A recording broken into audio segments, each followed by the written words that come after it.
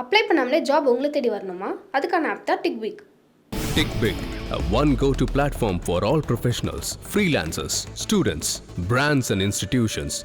Rewrite your limits. Sign up now. விவரப்பிழைகளை மட்டுமே வைத்துக்கொண்டு ஒரு அரசியல் கட்சி தலைவரை எடை போடுவது என்பது தவறானது. அதுவும் அரசியலுக்கு புதிதாக வந்தவர். அவர் சொல்றது எல்லாமே பொய்ன்றது ரொம்ப தவறான ஒரு கருத்து. இதே மருத்துவமனை செயற்பாடுகளை குறித்து ஒரு மாதத்துக்கு முன்பு 2 மாதங்களுக்கு முன்பு இதே சட்டமன்றத்தில் ஆளுநர் ஷானவாஸ் பேசியிருக்கிறார். இவர் ஷானவாஸ் சொல்றதெல்லாம் பார்த்தா நாகப்பட்டினத்தில் தேனும் பாலும் ஓடுதுன்னு அவர் சொல்றாரு.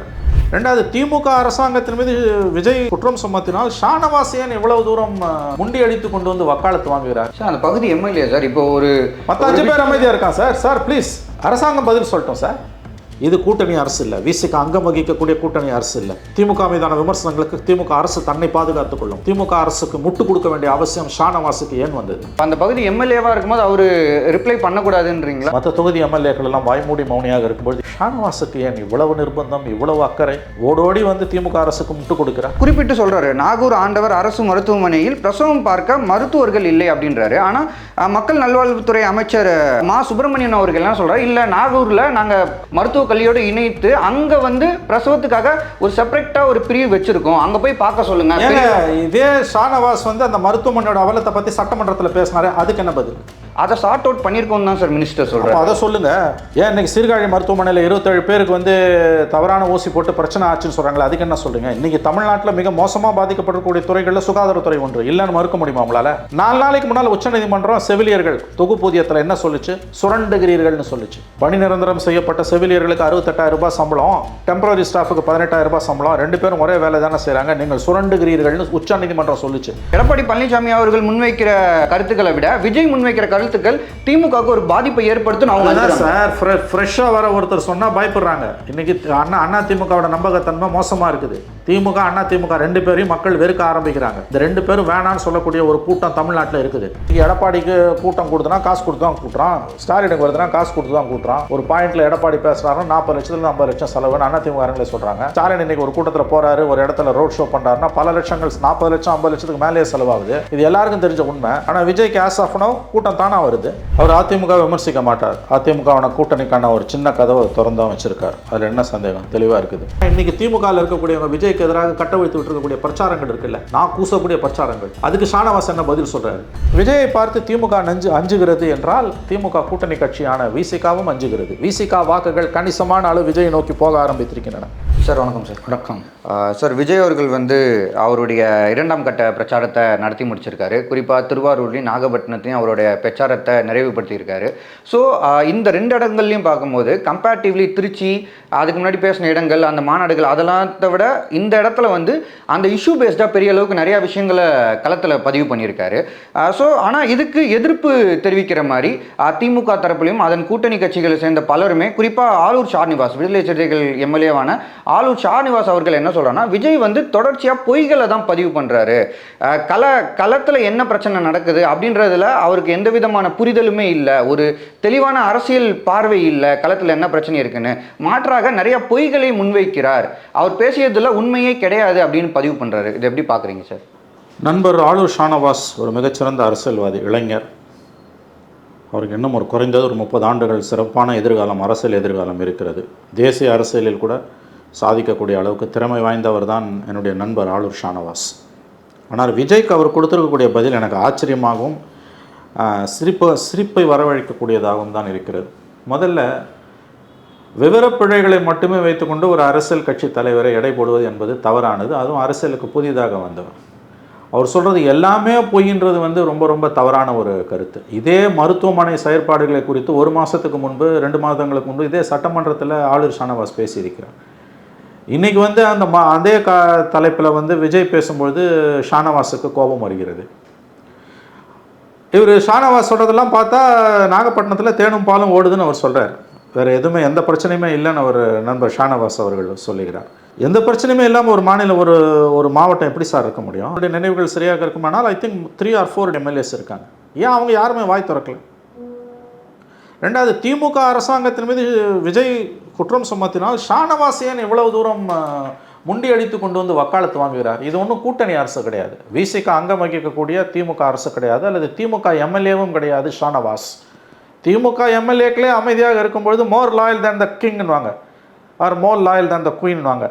இவ்வளவு பதட்டம் ஷானவாஸ் அவர்களுக்கு ஏன் வருகிறது? என்னுடைய நண்பர் ஷானவாஸ் நேற்றைக்கு செய்தியாளர்கள் கூட்டத்தை அவர் நடத்தியதை பார்த்தேன். பெரும்பாலான செய்தியாளர்கள் அந்த கூட்டத்தில் கலந்து கொள்கிறார்கள். ஒரு 15-20 கேமராக்கள் அங்கே இருக்கும். ஹிந்து பேப்பரில் கூட இன்றைக்கி பெருசாக போட்டிருக்காங்க. இவ்வளவு பதட்டம் ஷானவாஸுக்கு ஏன் வந்தது? சார் அந்த பகுதி எம்எல்ஏ சார் இப்போ ஒரு 10 பேர் அமைதியாக இருக்கான் சார். சார் ப்ளீஸ், அரசாங்கம் பதில் சொல்லட்டும் சார். லெட் த கவர்மெண்ட் சொல்லட்டும். Let the government answer sir.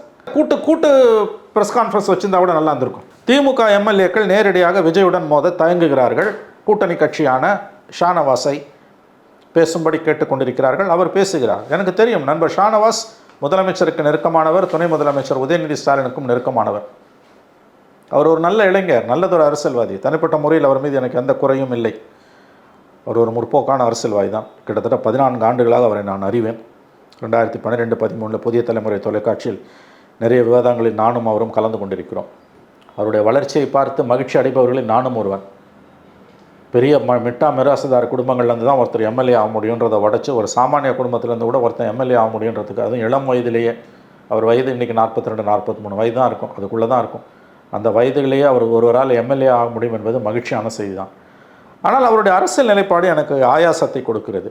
விஜயை பார்த்து திமுக அஞ்சுகிறது என்றால் திமுக கூட்டணி கட்சியான விசிகாவும் அஞ்சுகிறது. விசிகா வாக்குகள் கணிசமான அளவு விஜயை நோக்கி போக ஆரம்பித்திருக்கின்றன.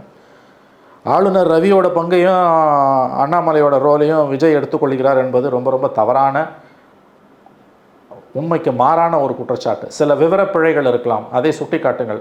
எல்லாமே பொய்யெல்லாம் சொல்லாதீங்க சார். நான் கேட்குறேன், நாகப்பட்டினம் மாவட்டத்துக்கு ஷானவாஸ் மட்டும் பிரதிநிதி இல்லைங்க. இதை டிஃபெண்ட் பண்ண வேண்டியது திமுக கவர்மெண்ட்டை டிஃபெண்ட் பண்ணுற அந்த ஒரு பணியை, அந்த ஒரு வேலையை ஷானவாஸுக்கு முதலமைச்சர் ஏன் அவுட் சோர்ஸ் பண்ணியிருக்கிறார்? மாசு சொல்கிறாரு அங்கே மருத்துவமனையில் போய் பார்க்கட்டோன்னு. இந்த மருத்துவமனையோட அவலத்தை பற்றி இதே ஷானவாஸ் அசம்பிளியில் பேசியிருக்கார் சார்.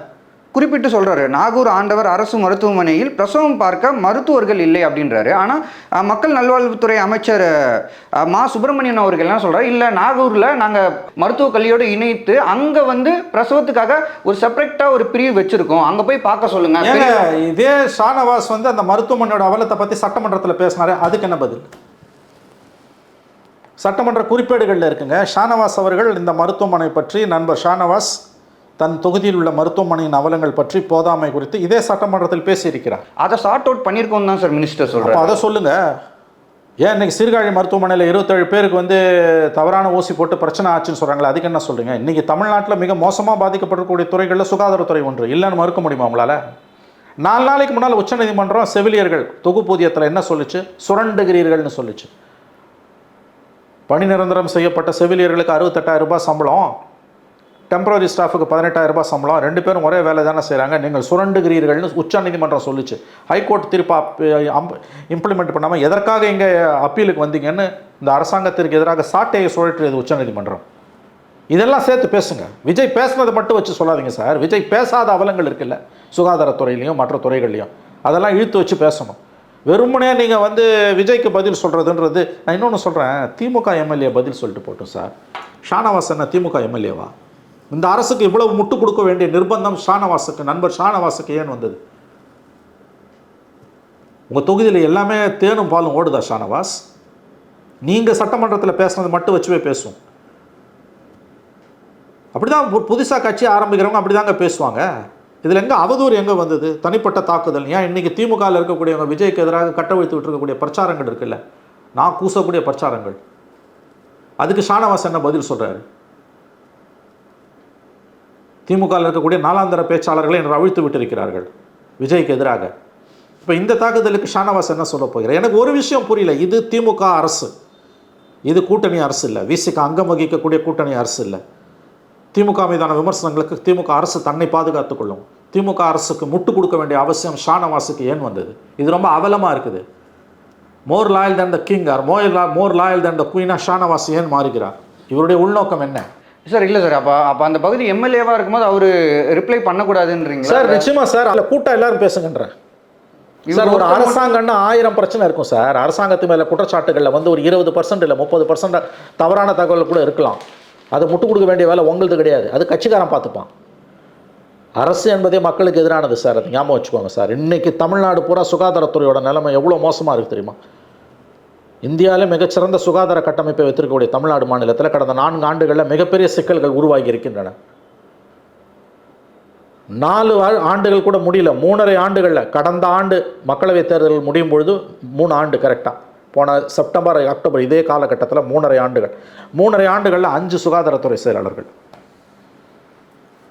3.5 ஆண்டுகள் 5 சுகாதாரத்துறை செயலாளர்கள். கடந்த 35 ஆண்டுகளில் தமிழ்நாடு அரசு வரலாறுலே இது கிடையவே கிடையாது. அப்போ சுகாதாரத்துறையில் என்ன நடக்குது?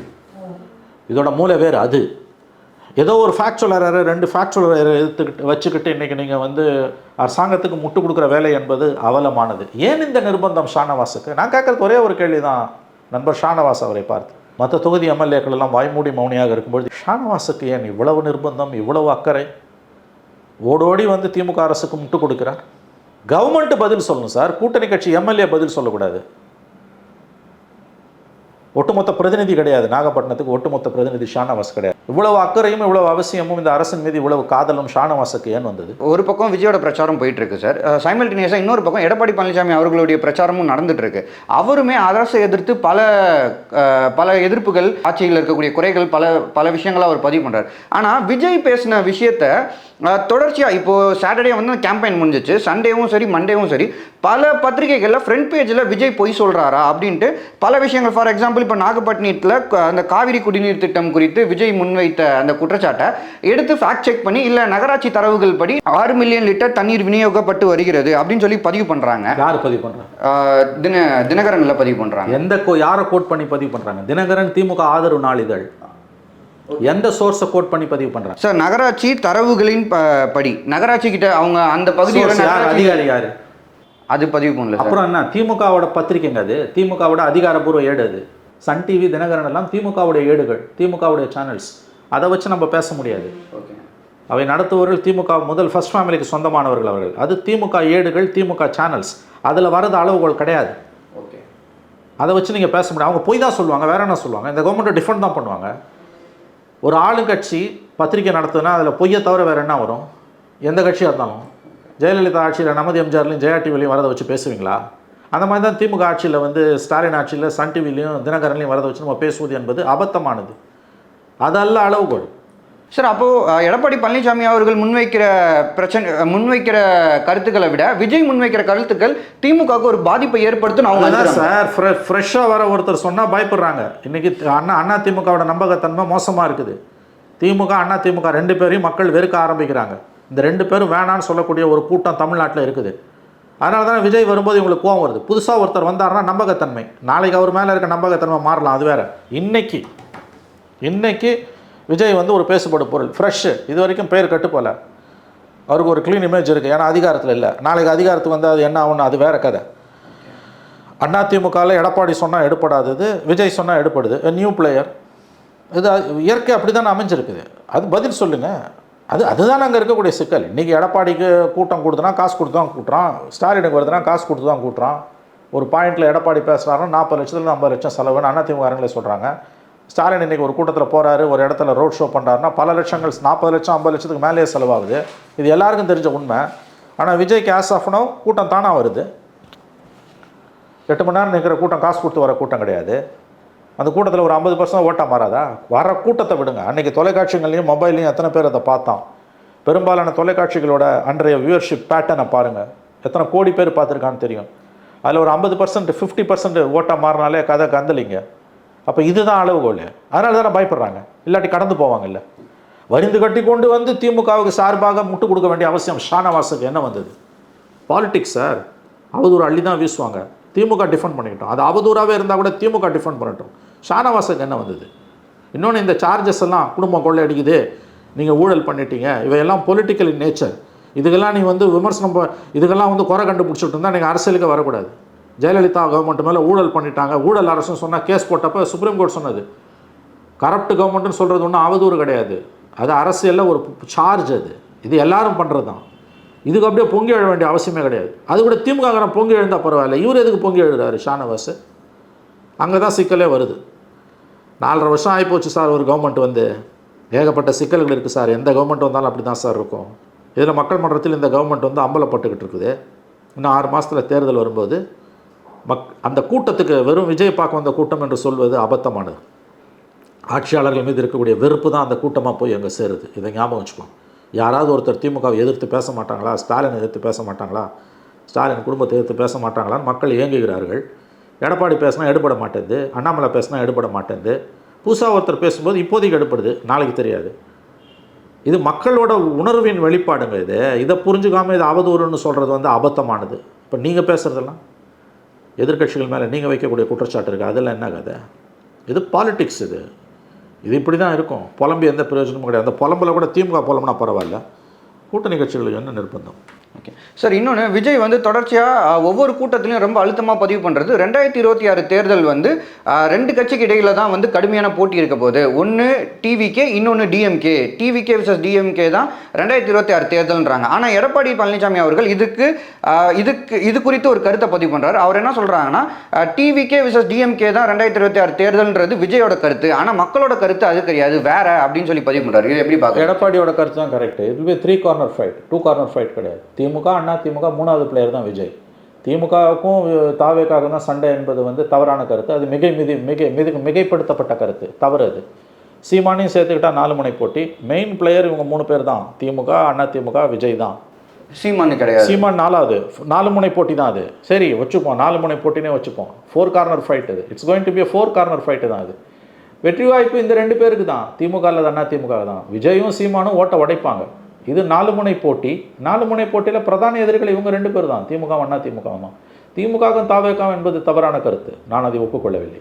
Okay sir. சார் அடுத்த விஷயம், இப்போது திருச்சிலையும் சரி, இப்போது ரீசெண்டாக திருவாரூர், நாகப்பட்டினம் இங்கேயுமே சரி வந்த கூட்டம்ன்றது அளவுக்கு அதிகமாக எதிர்பார்த்ததை விட ஒவ்வொரு வாட்டியுமே கூட்டம்ன்றது அதிகரிச்சுக்கிட்டே இருக்குது. ஸோ இந்த கூட்டம் இப்போ நீங்கள் ப்ரீவியஸ் கொஸ்டினுக்கு நீ பதில் சொன்ன மாதிரி லைக் இங்கே வரக்கூடிய கூட்டம்ன்றது ஒரு விஜயை பார்க்க வந்த கூட்டம் மட்டும் இல்லை, எதிர்ப்பு இருக்குது, ஆளும் ஆட்சியர்கள் மீது எதிர்ப்பு இருக்குது, அதனால அங்கே களத்துக்கு மக்கள் வராங்க அப்படின்னு சொல்லி சொல்கிறீங்களே. ஸோ இதை வந்து விஜய் எப்படி பயன்படுத்த போகிறாரு சார்? அது எனக்கு தெரியாது. எனக்கு விஜய் போய் கேட்கணும். விஜய் கேட்க வேண்டிய கேள்வி என்ன கேட்குறீங்க? ஐ டோன்ட் நோ, எனக்கு தெரியாது. விஜய்க்கு வர கூட்டம் ஒதுக்கி தள்ள முடியாத கூட்டம். அது அரசுக்கு எதிராக, ஸ்டாலின் கவர்மெண்ட்டுக்கு எதிராக மிக கடுமையான அதிருப்தி களத்தில் இருக்குது. ஆன்டி இன்கம்பன்சி ஹியூஜாக இருக்குன்றதோட வெளிப்பாடு தான் இந்த கூட்டம். 2010 கோயம்புத்தூரில் கருணாநிதி ஆட்சிக்கு முடியறதுக்கு 10 மாதம் முன்னால், 8 மாதம் முன்னால் கோயம்புத்தூரில் ஜெயலலிதா ஒரு கூட்டம் போட்டப்போ வந்த கூட்டம். அதுக்கு பிறகு திருச்சியில் போட்ட கூட்டம், மதுரையில் அழகிரி ரொம்ப மிரட்டி பார்த்தாரு அந்த கூட்டம். இதெல்லாம் அரசுக்கு எதிராக இருக்கக்கூடிய ஆன்டி இன்கம்பன்சி எடுத்துக்காட்டுச்சு. அதே உணர்வு தான் எனக்கு இப்போ வருது.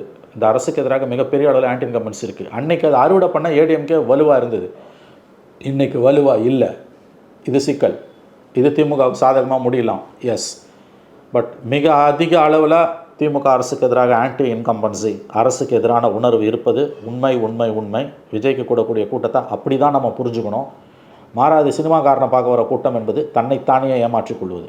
கூட்டம் அன்றைக்கி கூட சோஷியல் மீடியா கிடையாது, அன்றைக்கி வரும் கூட்டம் மட்டும்தான் அளவுகள். இந்த கூட்டத்தை தாண்டி மறுபடியும் சொல்கிறேன், முக்கியமான தொலைக்காட்சிகள், சமூக வலைதளங்கள், யூடியூப் சேனல்ஸில் அந்த ஒரு நாள் 24 மணி நேரம் பார்த்தவன், யூடியூப்பில் பார்த்தவன், அந்த வியூவர்ஷிப் பேட்டர்ன் சில கோடிகள் பார்த்துருக்காங்க இந்த சேனல்ஸ்லாம் சேர்த்து.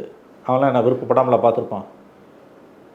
அதில் ஒரு 50% ஓட்டாக மாறாத நான் கேட்குறேன். 50% விட்டு ரிபேட்டு, 50% இது எல்லாம் சேர்த்து நேரில் வரவன், டிவியில் பார்த்தவன், மொபைலில் பார்த்தவன் 50% ஓட்ட மாறினாலே சிக்கல், ஆளும் தரப்புக்கு சிக்கல். இவ்வளோ தான் கன்க்ளூஷன், இவ்வளோ தான். எவன் ஜெயிப்பான் எவன் தோப்பான்னு தெரியாது. 4 முனை போட்டியில் திமுக அட்வான்டேஜ், எஸ். மெஜாரிட்டி வருமானா கஷ்டம். ஓகே சார், இன்னொரு விஷயம், தொடர்ச்சியாக எல்லா கூட்டங்கள்லையுமே விஜய் அவர்கள் எந்த காரணத்தை கொண்டு ஏடிஎம்கே தொடக்கூட மாட்டார். இது தொடர்ந்துக்கிட்டே இருக்குது, ஒவ்வொரு கூட்டத்திலையுமே இது தொடர்ந்துக்கிட்டே இருக்குது. அது மட்டும் இல்லாமல் டிவிகே ஸ்போக்ஸ் பர்சன் யாருமே எந்த ஒரு விவாத நிகழ்ச்சியாக இருக்கட்டும், இல்லை ஒரு இன்டர்வியூஸாக இருக்கட்டும், அதுலேயுமே அவங்க வந்து ஏடிஎம்கேவை எதிர்த்து எதுவுமே பேச மாட்டுறாங்க. லைக் இது கன்னியூ ஆகிட்டே இருக்கே சார். அது இன்னொரு பக்கம் பார்த்தீங்கன்னா, காங்கிரஸில் வந்து விஜயோட ஒவ்வொரு டைம் விஜய்க்கு கூட்டம் கூட அவங்க தரப்பில் வந்து திமுகவுடனான அந்த தொகுதி பங்கீடு, அதுக்கப்புறம் கூட்டணி ஆட்சி, இது குறித்த ஸ்டேட்மெண்ட்ஸை வலுவாக்கி பதிவு பண்ணிக்கிட்டே வராங்கல்ல. ஓவராலாக இந்த ஒரு விஷயத்தை நம்ம எப்படி பார்க்குறது சார்? அவர் அதிமுக விமர்சிக்க மாட்டார். அதிமுகவான கூட்டணிக்கான ஒரு சின்ன கதவை திறந்தான் வச்சுருக்கார். அதில் என்ன சந்தேகம்? தெளிவாக இருக்குது. ரெண்டாவது, அதிகாரத்தில் இருக்கவனை தான் ஒருத்தர் கேள்வி கேட்க முடியும். அதிகாரத்தில் இல்லாத அதிமுகவை கேள்வி கேட்க முடியாது, அவசியமும் இல்லை. இன்றைக்கி அதிகாரத்தில் இருக்க காங்கிரஸ் பிஜேபியையும் திமுகவையும் தான் கேள்வி கேட்க முடியும். யாரை கேள்வி கேட்கணுன்றது விஜயோட முடிவுங்க. அதை பற்றி மற்றவங்க ஏன் கவலைப்படுறாங்க? இன்றைக்கி மோடியை எதிர்க்கக்கூடியவர்கள் மோடியை ஆதரிக்கக்கூடியவர்கள் காங்கிரஸை மட்டும்தானே விமர்சனம் பண்ணிக்கிட்டு இருக்காங்க. மோடிக்கு காங்கிரஸ் தான் விரோதி. அந்த மாதிரி திமுக தான் இன்றைக்கி விஜய்க்கு விரோதி. அதிகாரத்தில் இருக்காங்க. அவர் அதிமுகவோட சாஃப்ட் கார்னரில் தான் இருக்கார். கூட்டணி வருவதற்கான வாய்ப்பு இருக்குன்னு இன்னமும் கூட அவர் நம்பலாம். நமக்கு தெரியாது. நாளைக்கு அதிமுகவோட ஒரு கூட்டணி கூட போகலாம். நம்மளால் இப்போயே சொல்ல முடியாது. தெளிவாக தெரியுது. அதிகாரத்தில் இருக்கவனை தாங்க ஒருத்தன் கேட்க முடியும். அதிமுகவை ஏன் கேட்கல, இவனை கேட்கலன்றலாம் யாரை கேட்கன்றதை அவர் முடிவு செய்வார். அவர் எதை பேசுகிறாரோ அதை பற்றி கேள்வி கேட்காமல் பேசாததை பற்றி விமர்சனம் பண்ணுறதுன்றது திமுகவோட தொங்கு சதைகளோட வேலை. ஒரே நேரத்தில் திமுகவையும் அதிமுகவும் எதிர்க்க முடியாது. திமுக அதிகாரத்தில் இருக்குது. திமுக மட்டும்தான் எதிர்க்க முடியும். அதிகாரத்துலேருந்து திமுகவை அகற்றணும். அதுதான் தான் நோக்கம்னு அவர் வெளிப்படையாக சொல்லிட்டார். அப்புறம் இப்போ ஏடிஎம்கே நீ விமர்சனம் பண்ணணுன்னா என்ன அர்த்தம்? பண்ண மாட்டார். கூட்டணிக்கான கதவுகளை சிறிய அளவில் அவர் திறந்து வச்சுருக்கார். அவ்வளோதான். இல்லைன்னா தப்பு என்ன இருக்குது? அது அவருடைய அரசியல். அது அவர் பேசுகிற சார்ஜஸ்க்கு நீ பதில் சொல்லு, குற்றச்சாட்டுகளுக்கு பதில் சொல்லு. அவர் பேசாத பேச்சுக்கெல்லாம் கேள்வி கேட்டிங்கன்னா நாளைக்கு ஏன் காசா பிரச்சனை பற்றி பேசலை, காஷ்மீர் பிரச்சனை பற்றி பேசலை, ட்ரம்ப்போட வரி விதிப்பை பற்றி, H1B விசாவை பற்றி விஜய் ஏன் பேசலை, SIR பற்றி ஏன் பேசலை? ஷானவாஸ் கேட்குறாரு. அன்றைக்கி பேசினார், அரியலூரில் பேசினார், SIR பற்றி பேசினார். ஏன்னா இவங்க சர்டிஃபிகேட்டு தான் ஃபைனலாக. ஷானவாஸோட சர்டிஃபிகேட்டும் விசிகாவோட சர்டிஃபிகேட்டும் தான் விஜய்க்கு இறுதி சான்றிதழா? தான் பிஜேபி எதிர்ப்பாக தினம் நெஞ்ச கீழ்ச்சி அவங்க ஷானவாஸுக்கிட்டையும் விசிகாக்கிட்டையும் காமிச்சிக்கிட்டு இருக்கணுமா? ராஜ்நாத் சிங்கை கூட்டின்னு வந்து கருணாநிதி நாணயத்தை வெளியிட்டீங்களே, அப்போ எங்கே போச்சு உங்கள் பிஜேபி எதிர்ப்பு? உங்கள் தலைவர் திருமாவளவன் ஃப்ரண்ட் ரோவில் போய் உட்காந்துருந்தார். அது உங்களுக்கு நெருக்கடியை கொடுக்கல? தன்னை இன்னமும் RSS பிரச்சாரக்குன்னு தினமும் ஒரு நாளைக்கு 10 தடவையாக சொல்லிக்கிற ராஜ்நாத் சிங்கை கூப்பிட்டு தானே கருணாநிதி நாணயத்தை வெளியிட்டீங்க. எல்லா கூட்டணி கட்சிகள் தலைவர் நிலைய வித்வான்கள் எல்லாம் போய் ஃப்ரண்ட் ரோவில் உட்காந்திங்களே. அப்போ பிஜேபிக்கு பி டீம் யார்? பேசலாம் எல்லாத்தையும். அப்புறம் என்ன? எதை பேசுகிறாரோ அதுக்கு பதில் சொல்லு. பேசாத பற்றி கேள்வி கேட்டால் ஆமாம் அவங்க தங்களுடைய அரசியலில் திமுக தான் பிரதான எதிரின் போது ஏடிஎம்கே கூட்டணியை மனதில் வைத்து அவர் பேசாமல் இருக்கலாம். இன்றைக்கி யார் அதிகாரத்தில் இருக்காங்களோ அவங்கள தான் பேச முடியும். அதிகாரத்தில் இல்லாதவனை பற்றி பேச முடியாது. ஓகேங்க சார். சார் இப்போது காங்கிரஸில் அந்த கூட்டணி ஆட்சியில் பங்கு வேணும் அப்படின்ற ஒரு கோரிக்கை கரெக்டாக விஜயோட மாநாடுக்கு அடுத்தே பார்த்தீங்கன்னா பெரிய லெவலில் பேசப்பட்டு தான் வந்துச்சு. அவங்களுமே காங்கிரஸ் தரப்புலையுமே கட்சியை டெவலப் பண்ணும் அப்படின்ற ஒரு நிர்பந்தத்தில் இருக்காங்க. திமுக காங்கிரஸ்குள்ளே இருக்கக்கூடிய அந்த திமுக ஆதரவு அணி அதை தவிர்த்து மற்றவங்க எல்லாருமே இந்த கோரிக்கை முன் வச்சுட்டு தான் இருக்காங்க. ஆனால் இப்போ கூடுதலாக காங்கிரஸ் ஆதரவு பிரிவு தலைவரும் ராகுல் காந்திக்கு நெருக்கமானவரான பிரவீன் சக்கரவர்த்தி அவர்களுமே இந்த கூட்டணி ஆட்சிக்கு ஆதரவு தெரிவிச்சிருக்காரு அப்படின்றாங்க. இன்னைக்கு காங்கிரஸ் கிளியூர் எம்எல்ஏ ராஜேஷ்குமார் அவருமே கூட்டணி ஆட்சி கண்டிப்பாக வேணுன்றாரு. அவர் எந்த அளவுக்கு சொல்றாருன்னா 2019, 21, 24 இதில் திமுக பெரிய வெற்றிக்கு ராகுல் காந்தியோட பிரச்சாரமும் ஒரு முக்கிய காரணம் அப்படின்னு சொல்லி பதிவு பண்ணியே கூட்டணி ஆட்சி வேணும் அப்படின்னு பதிவு பண்றாரு. இது எப்படி பாக்குறீங்க சார்? இது அழுத்தம் கொடுக்குறாங்க. 25 சீட்டு வாங்கினாங்க. அதை கூடுதலாக சீட்டு வாங்குறதுக்காக அதிகாரத்தில் பங்குன்னு அழுத்தம் கொடுக்குறாங்க. கூட்டணி விட்டெல்லாம் காங்கிரஸ் ஒருபோதும் விலகாது. 26 தேர்தலில் திமுக காங்கிரஸ் கூட்டணி தொடரும். விஜய் பக்கம் காங்கிரஸ் நகராது 26.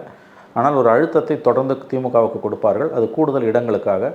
அதிகாரத்தில் பங்குக்கு திமுக ஒருபோதும் ஒப்புக்கொள்ளாது. இது காங்கிரஸுக்கும் நல்லா தெரியும். ஓகே.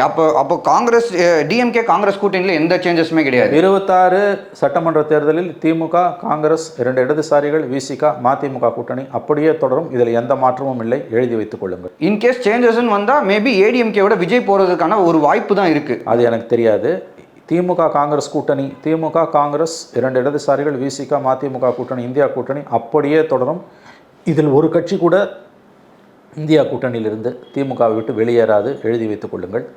அதிமுக விஜய் கூட்டணியை பற்றி எனக்கு பெரிய அளவில் சந்தேகம் இருக்கிறது. அதிமுக பாஜக கூட்டணியை விட்டு வெளியில் வர வாய்ப்பு மிக மிக மிக மிக குறைவு.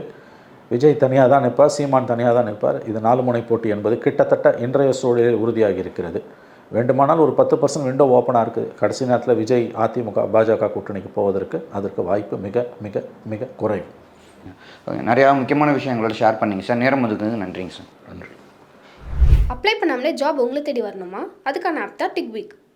TickBig, a one go-to platform for all professionals, freelancers, students, brands and institutions.